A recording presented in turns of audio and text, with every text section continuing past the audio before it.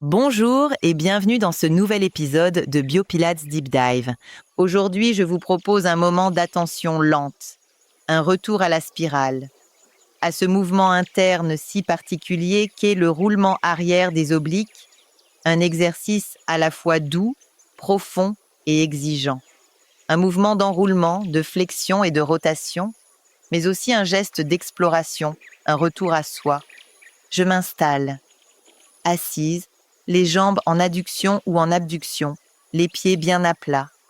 Mes genoux sont légèrement fléchis. Mon bassin, lui, cherche son équilibre. Pas trop vers l'avant, pas trop vers l'arrière, juste dans sa zone neutre. Une stabilité vivante. Mes bras sont longs, parallèles au sol, et mes omoplates, comme deux ailes attentives, viennent se poser. Ce sont elles qui vont me guider, pas vers l'effort, mais vers la tenue. Inspirez, expirez et roulez vers l'arrière aussi loin que les pieds restent posés sur le tapis. Les épines iliaques antéro-supérieures, ces deux repères osseux à l'avant de mon bassin, s'éloignent doucement des fémurs. Et ma colonne lombaire s'arrondit, segment par segment, comme une vague contrôlée. Je ne m'écrase pas.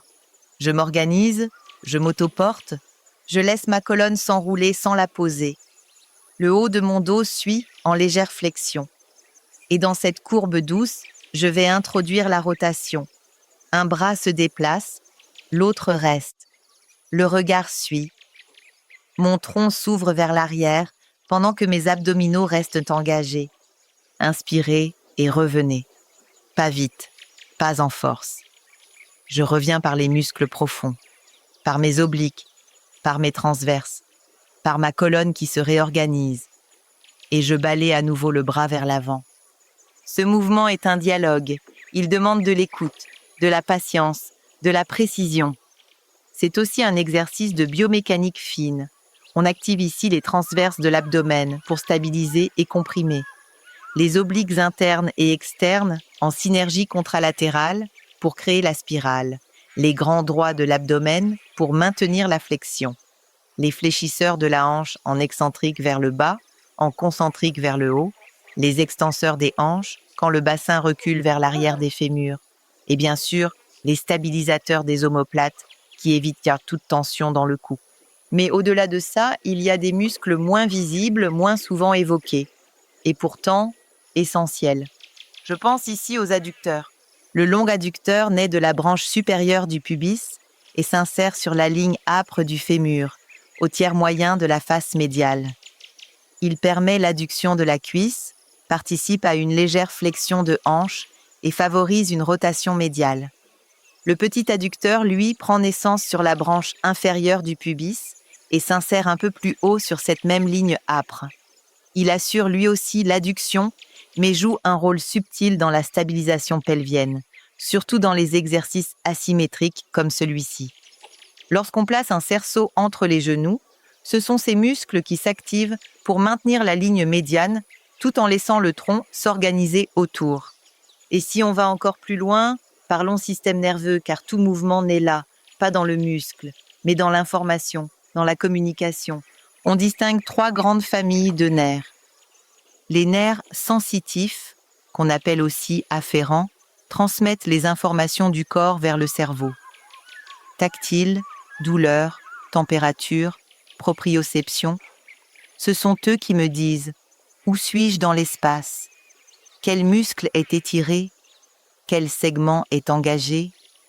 Le nerf cutané fémoral latéral, par exemple, est un nerf purement sensitif. Les nerfs moteurs uniquement, ou efférents, envoient un ordre du cerveau vers le muscle, comme les nerfs crâniens. Et puis il y a les nerfs mixtes. Ils font les deux, ils perçoivent et ils agissent. Le nerf sciatique, par exemple, permettent à la fois le mouvement et la perception fine. Dans un exercice comme celui-ci, c'est tout le système neuromusculaire qui s'orchestre dans un équilibre permanent entre action, réception, correction. Ce va-et-vient entre contraction musculaire et feedback sensoriel crée une intelligence du geste. Pas un automatisme, une adaptation en temps réel. Je le propose souvent à mes élèves en 4 temps de respiration. J'inspire, je prépare. J'expire, je roule et je pivote. J'inspire, je stabilise la rotation. J'expire, je reviens.